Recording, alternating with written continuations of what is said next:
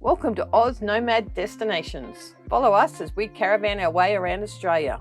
This is Ed and I'm Bec, and we're finding you the best free and budget camp spots Oz has to offer. Fishing, crabbing and hiking our way through this awesome country. For notifications, click subscribe and hit the bell, and that will keep you up to date.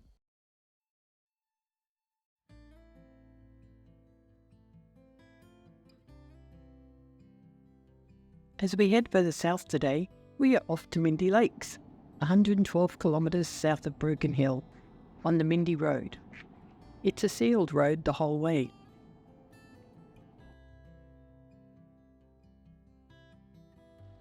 We are checking into Menindee Lakes Caravan Park. We had read the reviews, but we thought we'd give it a shot. But we looked and then we moved on. The views were good. The site itself wasn't really what we expected for a $35 a night site. Instead, we headed to Lake Pamamaroo, some 8 kilometres west. This lake is 9 kilometres across and has a lot of free camping around the side of the lake. Also across the road is a huge free campgrounds with a toilet block, tucked in behind a raised road. It wouldn't be so good in wet weather. Further down the road, about 2 kilometres, is another free campgrounds on the banks of the Darling River. It's a dirt road and a little corrugated, but it's worth it. The wind was up to 25 knots and coming straight across the lake, so we opted for the banks of the Darling River. Got to be a little nostalgia with things when you can. We set up and were a little concerned that we were the only ones here, but it was a great spot. Not a good option in wet weather. She would be a little bit boggy. There were so many pelicans. This doesn't even show a quarter of them. The bird life was insane. Anyway, time to put the yowie pot in and have a little fish. I think I'm going to take a bit of a time to work out what bait to use. Can't even catch a carp. And going by the banks, there's a lot of them. And I read somewhere this was a giant carp hole. Oh, stick. Oh, I caught a stick. Half a snag. Half a snag, yeah. The fishing was a giant carp hole. I read it somewhere. Not sure where I saw it. The sunrises were beautiful. Sun's up and we're off to explore.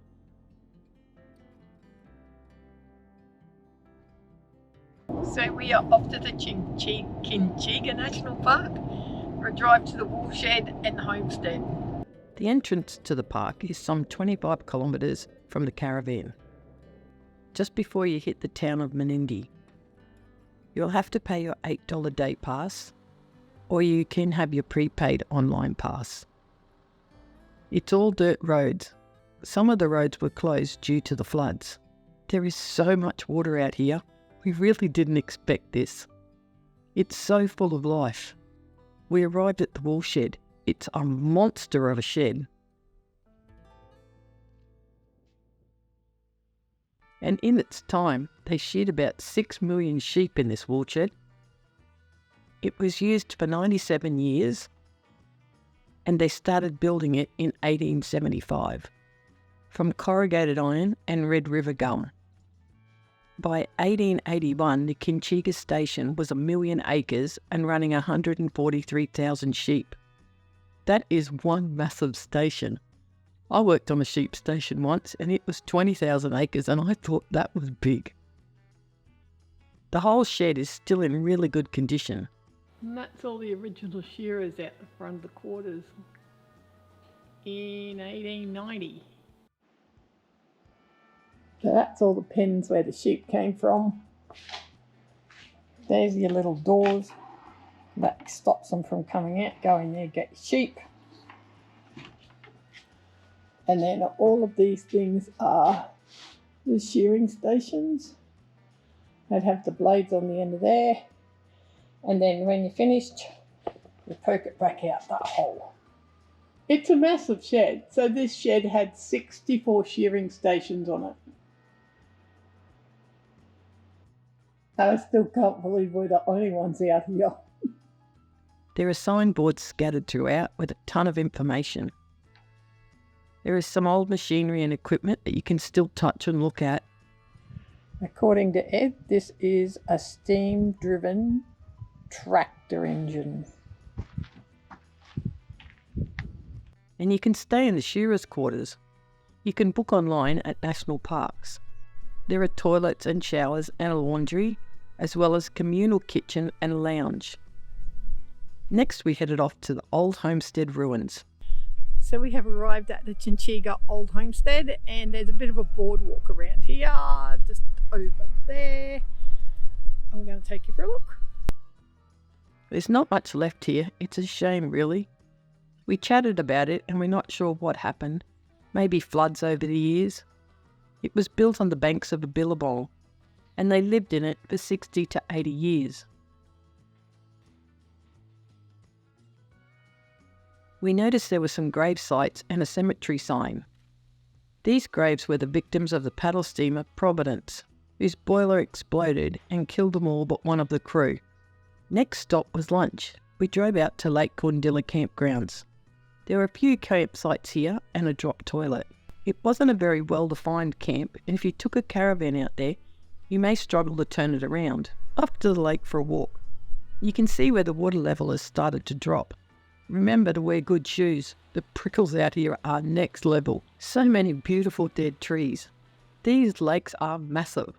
Lake Cawndilla is approximately 10 kilometres across.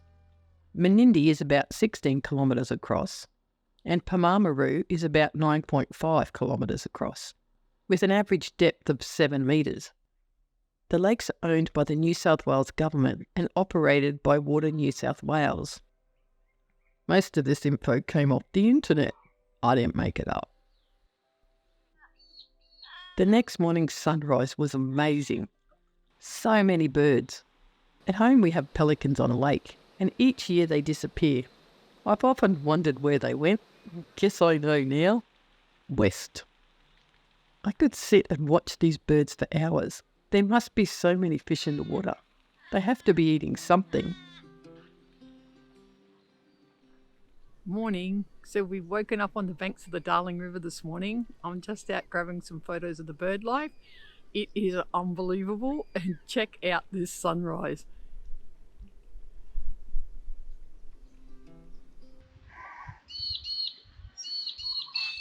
Ed's still in bed, so I'm off to check my yabby pot, because we're moving today.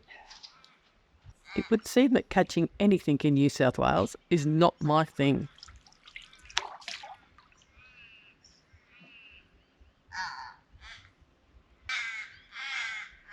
I knew I read somewhere about a carpool. Let's show you the campgrounds before we pull out. This campground is free. You just rock in, pick a spot. There were picnic tables, bins, and a toilet block with flushing toilets, and a tap with non-potable water. It would really be boggy and wet. We packed up and I said goodbye to all my pelicans. We are heading to Pooncarie today, about 130 kilometres south. Most of the road is sealed and 50 kilometres is unsealed. Hold on to her head. Pooncarie is a cute little town with a general store, a pub, and a population of 84, or so we thought. The turn off to the campground is on the north end as you drive into town. When we arrived, it was overflowing with 37 Lotus caravans and their owners. In fact, we had actually doubled the population of this small town. We ended up camping out near the road as the place was full. However, there was a couple of free spots down near the river that we'd missed. This Lotus crew were heading to do the Darling River run. They were here for 2 days, so if they wanted to do Mungo National Park on the way. This must have been so good for this little town. We watched a large bunch heading up to the pub for dinner. We visited the store 3 times in 2 days and filled up with fuel. You pay your camp fees either at the pub or at the store. There's powered and non-powered sites. These are the sites that we missed along the river. There's about 5 or 6 of them. There is also a dump point and toilets and showers. The camp runs right along the side of the Darling River.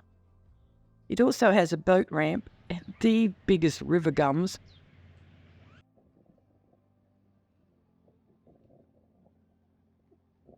It's exploring day. Just south of town is this cute bridge. It's on Wikis. There's a dirt track just before you get to the bridge on the right. We love this car. Further south is the bra boots and pink piano tree. Except the pink piano has been squashed, but the boots are all hanging there. This looks like a really hard way to get around, but each to their own. Today we are heading to the Mungo National Park. It's 110 kilometres from Pooncarie. It's a dirt road the whole way. So we have just driven down Top Hut Road from Pooncarie. Today we're going to do the Mungo National Park. It's about a 100k drive and then a 70 loop road once we get into the national park. Anyway, off we go.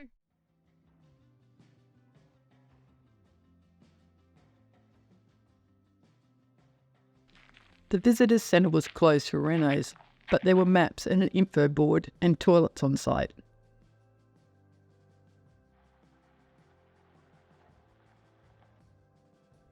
Out back there was some artwork and a raised platform looking out over the lake.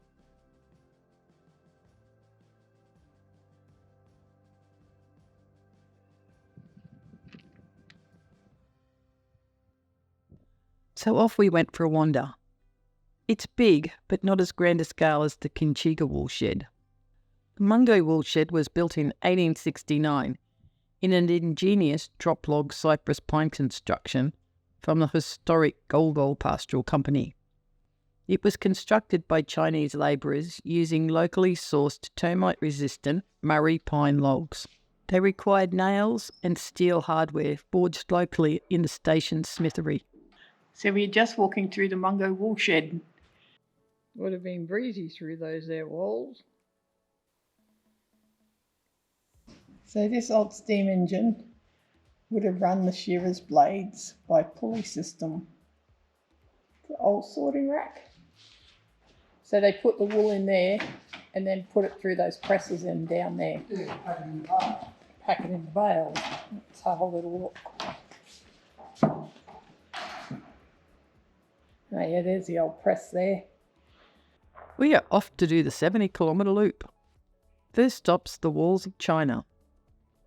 It's an easy, flat, 30-minute return walk, unless you spend an epic amount of time videoing and taking photos. That's us. Well, that's me. We are at the Wall of China at the Mungo National Park.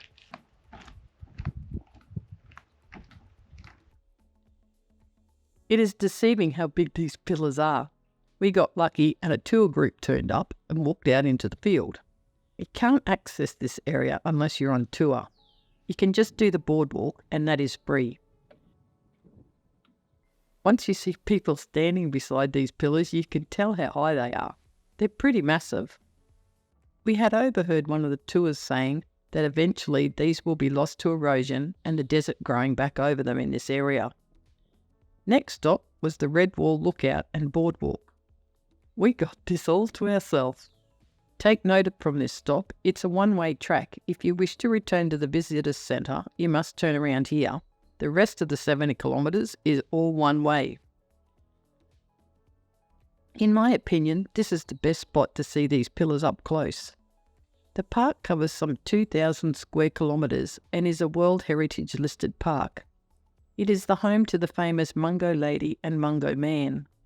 The Mungo Lady and Mungo Man, found resting just metres apart, were buried more than 42,000 years ago on Lake Mungo's shores. Hey YouTube, get a look at this. Unreal. And we're the only ones here. Well, he's sitting right there. Right, look at that. There he is.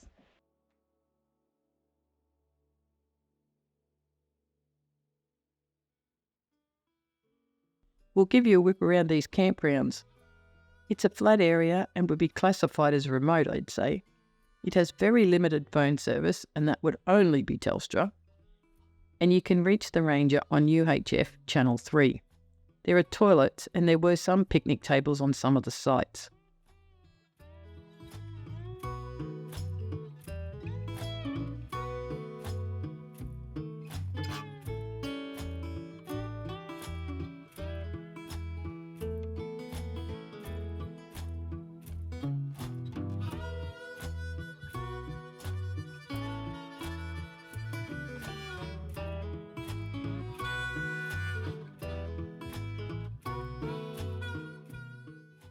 Next stop was lunch at Vigor's Well.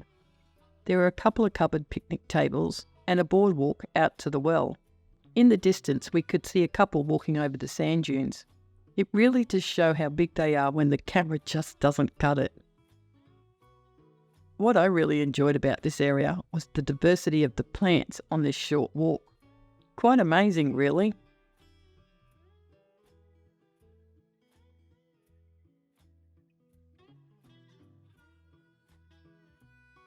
Next was the view over Lake Mungo.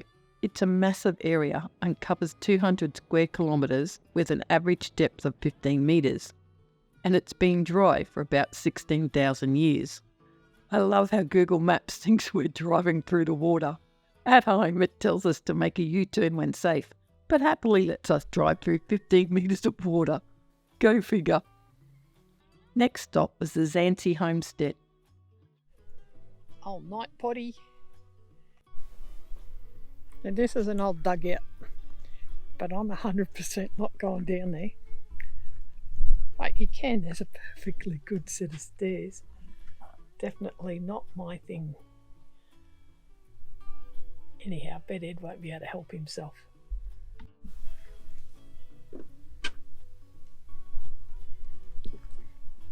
Told you he wouldn't be able to help himself. It was starting to get late, so we did a quick walk around the ruins. We checked out the old house and the cellar, the water tank and the stables, and grabbed a few photos and called it a day.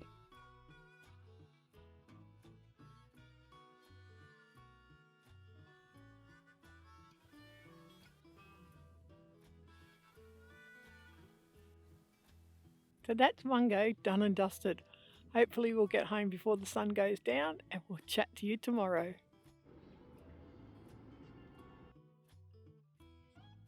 Be kind, stay happy, love your life, and we'll see you Sunday at 6 a.m. In Mildura, look out, paddle steamers, here we come.